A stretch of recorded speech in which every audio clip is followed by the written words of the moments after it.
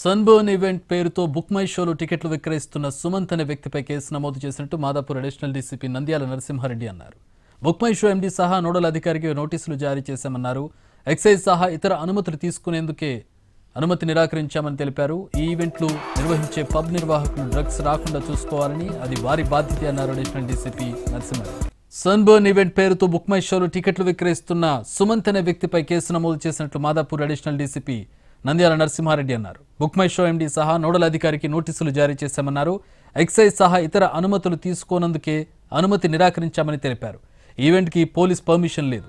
ఈవెంట్లు నిర్వహించే పబ్ నిర్వాహకులు డ్రగ్స్ రాకుండా చూసుకోవాలని, అది వారి బాధ్యత అన్నారు అడిషనల్ డీసీపీ నరసింహారెడ్డి.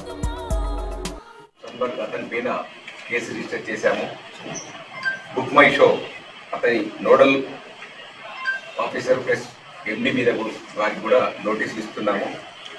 ఎవరైనా టికెటెడ్ ఈవెంట్స్ చేస్తే వాళ్ళు ముందుగా పర్మిషన్ తీసుకున్న తర్వాతనే టికెట్స్ అమ్మాలి. ఒకవేళ అలా జరగనట్టయితే వాళ్ళపై చట్టపరమైన చర్యలు తీసుకుంటాము. ఆర్గనైజర్ మీద, ఈవెంట్ మేనేజర్ మీద, వాళ్ళందరి మీద కూడా కేసు బుక్ చేస్తాము. మేము పర్మిషన్ ఇచ్చే ముందు వాళ్ళ ప్లేసు, వాళ్ళు ఇంతకుముందు కండక్ట్ చేసిన ఈవెంట్, వాళ్ళ ప్రీవియస్ హిస్టరీ, వాటిని పరిశీలించి మనం పర్మిషన్ ఇస్తాము. సుమంత్ సన్బర్గ్ అతని పైన కేసు రిజిస్టర్ చేశాము.